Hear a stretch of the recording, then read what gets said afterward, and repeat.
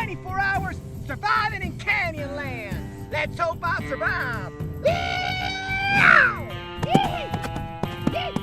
Forgot my horse. I'm flying out to Moab, Utah, and driving out to Canyonlands National Park, where there are over 200,000 acres of canyons, arches, and cliffs. That's equivalent to 170,000 football fields. You may recognize this area from Looney Tunes' Coyote and the Roadrunner, or James Franco movie 127 Hours. Every year, over 1 million tourists visit this area, but take one wrong turn, and you can have lost for good. You're not from around here, are you, boy? Come a long way out of town. Welcome to the Wild Wild West! Nothing out here but just a bunch of sand, dead grasses, and rocks. Our problem is right now we're in the middle of the desert, and our biggest threat is that big bowl of sun right there. The sun can kill you from dehydration and heat stroke. Yes, heat stroke. It occurs when the body can no longer control its temperature. The body's temperature raises rapidly, the sweating mechanism fails, and the body is unable to cool down. Early symptoms include headache, dizziness, hallucinations, seizures, and eventually death. I do not want to die today, so let's get out of this desert area and head out into the canyons, where hopefully I'll be able to find some shade, but more importantly, some water. First things first, let's see what's in my backpack. Brought a water bottle with 1 liter of water, peanut butter jar, a flint to be able to start a fire, a nifty knife, and a super comfy Bermies puffer jacket in case you get cold at night. Why is it so hot? I need a break.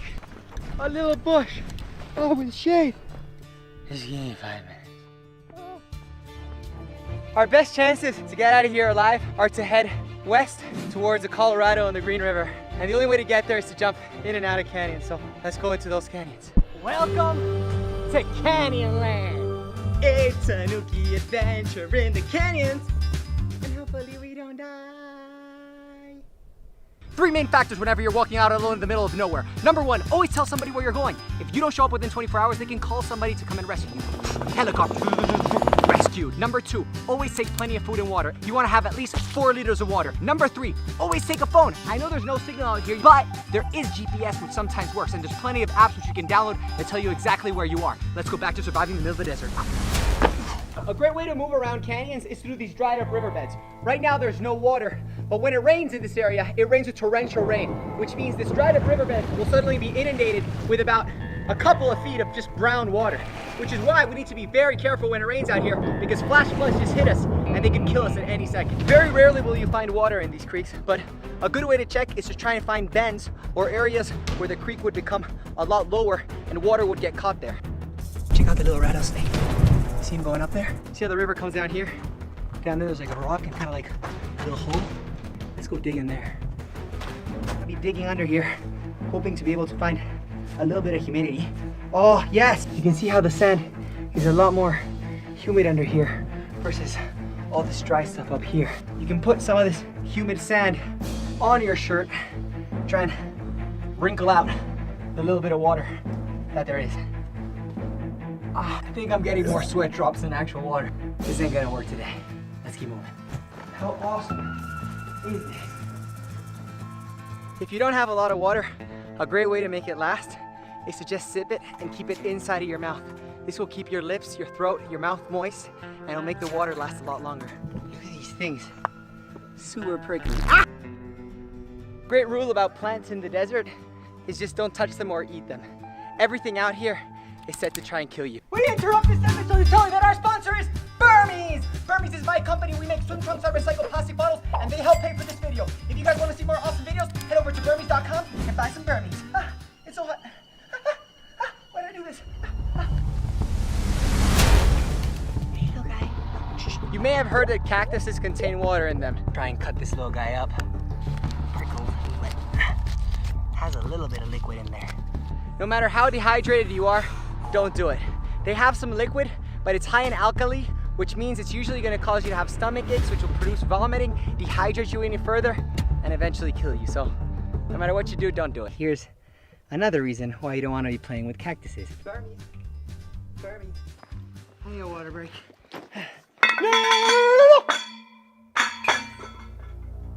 Alright guys, our water bottle just fell in there. The only way of getting in there is down. First thing we want to do is drop the backpack We're gonna do what is called a chimney climb, but we gotta be very careful because Aaron Ralston, the guy from the movie 127 Hours, was actually doing this in this exact same national park when a loose boulder fell on him. The only way he could get out was to cut his arm with a penknife. This ain't no joke. Okay, this might be one of the stupidest things I've ever done. What I'm doing now is called a chimney climb. These types of rocks are narrow enough that I can basically wedge my back up against it and put my feet and slowly come down. Very important to keep plenty of pressure. These types of rock are called slick rock and they're very slippery. So make one bad mistake, bam, down to your death. What you want to do is always have 3 points of contact at all time and keep plenty of pressure on your back. Here it is. Water bottle.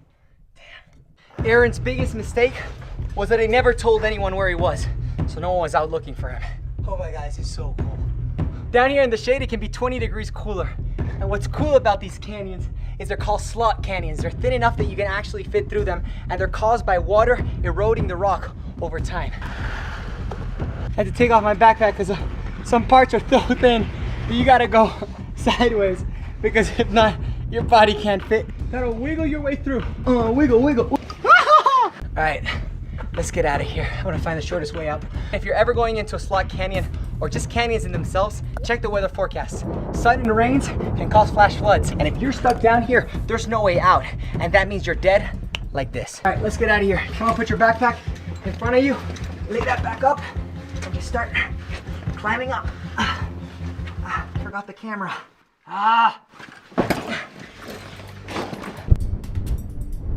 Looks like the sun is beginning to set. And I gotta start finding a shelter because at nighttime, temperatures can drop to nearly 40 degrees. And I might have a jacket, but I'm gonna need a fire to be able to keep me warm at night and a shelter to be able to protect me from wild animals. So let's go. We wanna try and find some higher ground because valleys like these, if there's a flash flood, come rushing in, completely kill you while you're sleeping. All right, looks like we found our cave. It's awesome. Look at that, perfect. We're high up, which means there's no risk of flash floods, protected. I love it. I don't really mind scorpions or spiders, but snakes, super scared of them. What you wanna do is you wanna try and clear the area as much as possible. Snakes and little critters like to move in areas where they can hide. The more you open up the space, the less they'll wanna be there. I'm gonna start picking up a couple of these sticks. Okay, next you wanna be able to find some wood. Then for kindling, we can use all these little dead grasses. Look at all this stuff. Before I build my fire, I want to make sure there's no snakes or anything living in there. I think we're good. Yeah, I think we're good. Ah! Oh, there's a nice little wind coming in. Nice. Guys, I feel like a caveman. I make fire. This fire is not only going to be able to keep me warm at night, but it's also going to scare away any predators. If there's wildcats, bobcats, mountain lions, you name it, they won't want to be able to come close to me because they're scared of fire. No better way to do this, but oh my God, peanut butter just made my mouth really dry.